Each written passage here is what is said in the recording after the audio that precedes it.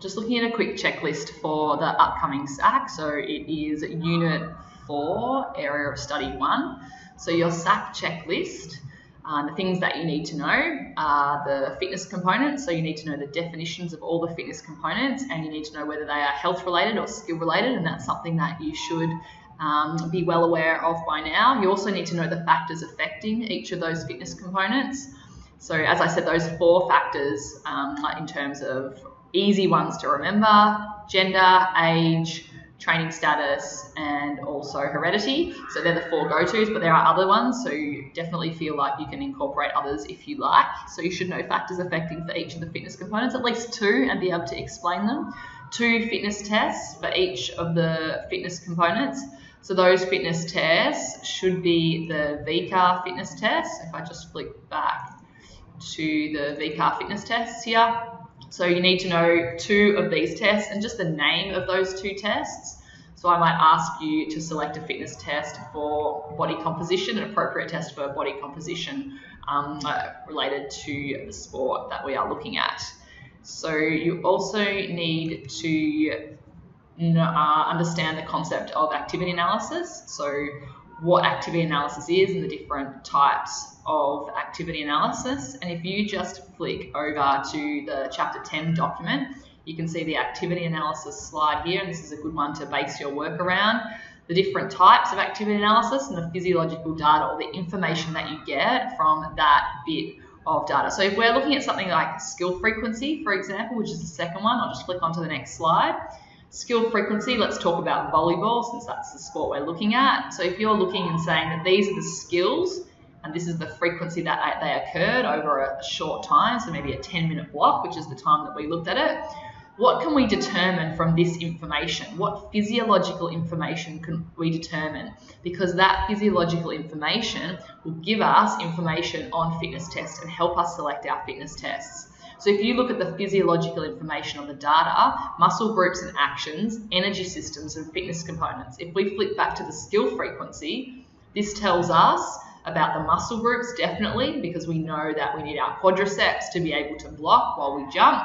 It gives us information on our fitness components, so a spike requires muscular power. It doesn't really give us any direct information about energy systems. So the physiological information that we get from that is, if we go back, muscle groups, muscle actions and fitness components, but not energy systems. So you need to be able to do that for each of these types of data, and I'll create a little tutorial based on that.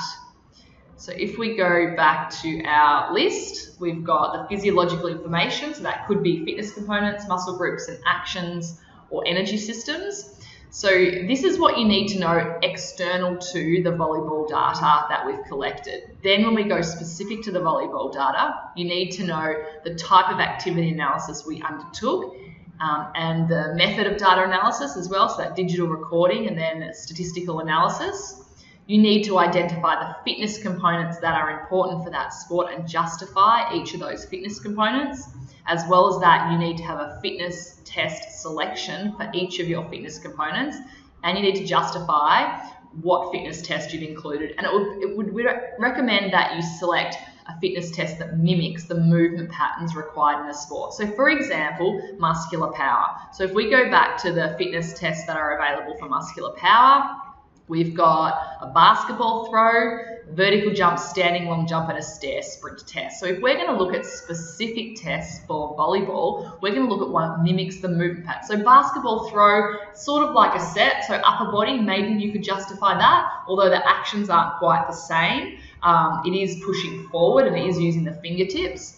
The better one, if we're looking at it, would be a jump. So the standing long jump is where you stand still and jump forward, and vertical jump is using your vertical trajectory for height. And if we look at which one is going to be more specific to volleyball, it's going to be, and you can think straight away when you're looking at the guy, Finn was his name, jumping straight up to block, the vertical jump is going to be most specific because it mimics the movement patterns required for the sport. For example, when he is jumping and blocking.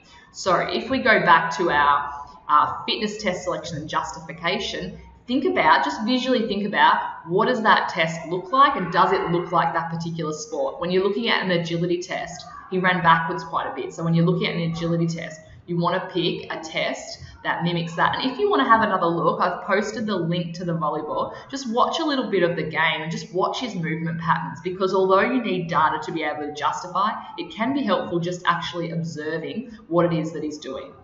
Now, in addition to this for volleyball, you need detailed information about your 2 selected tests, plus the 7-stage abdominal strength test that we did together. So if you go to the start of Chapter 11, the PowerPoint at the start of Chapter 11, what we're looking at here is the purpose of fitness testing, PAR-Q, informed consent, etc. You need to know this information for your chosen tests. Now, when we look at the purpose of fitness testing, including physiological, psychological, and socio-cultural perspectives, we need to say, does it meet the goals? Is it going to be physiologically too challenging for the person, or is it going to be appropriate for that particular person? Psychologically, is it going to do more harm than good? So if we're assessing as a large group, would we put someone through a body composition test that involves them stripping down to just their bra and underwear? Is that going to be an appropriate test for psychological purposes? And sociocultural perspective, taking into consideration the individual's gender, their socioeconomic status, their cultural norms. Is the selected test going to be appropriate for them? So you may need to, in the SAC, for one of your chosen tests, explain if it is a good test for a certain person based on a case study, and that case study will lead you to talk about the physiological, psychological, and sociocultural perspective. So just try and justify it really carefully. So if we look back at our list, detailed information about 2 tests plus the 7-stage abdominal strength test. So you need to know fitness components and definitions, factors affecting each fitness component if they're health or skill related, 2 fitness tests for each. Purpose of activity analysis and the different types of it and the physiological information you get out of it, and then information specific to volleyball and your 2 tests. So at the moment, you should have done fitness components, factors affecting, and 2 tests for each of them. You should be feeling pretty comfortable with that. Building on what we have done today in class, specific to volleyball, this should be work that you're doing now, looking at the fitness components, fitness test selection, and justifying each of it. That would be your next step, and then it would be bringing them all together. Now, there is a SAC attack pack that you can go through. I'll just pull that up. So either there is a SAC attack pack, the written report forms questions that will be very similar to yours. So if we look at the first question, by referring to the data you have analysed, provide a clear discussion on the importance of 2 of the health-related fitness components to your sport. So what you will do is you'll say, right, let's say we're looking at the sport and we're looking at aerobic power. So aerobic power, and you define it, and then you link it to the data based on the work to rest ratio, on the heart rate data, or whatever data you have. So that's a likely question. And if we go down here, select 2 fitness tests and justify them in terms of specificity to the data. If it says specificity to the data, you include data within your response. Make sure you do that. We haven't done the nature of tests yet, but on a side note, we did look at, with the testing that you are doing for the volleyball, you can bring those tests into class, the names of those tests into class, and I might get you to order those tests and explain the order of tests. So for the 2 tests in your specific testing procedure, so the 3 tests that we did, your chosen 2 plus the 7-stage abdominal strength test, I might ask you about accuracy, validity, reliability.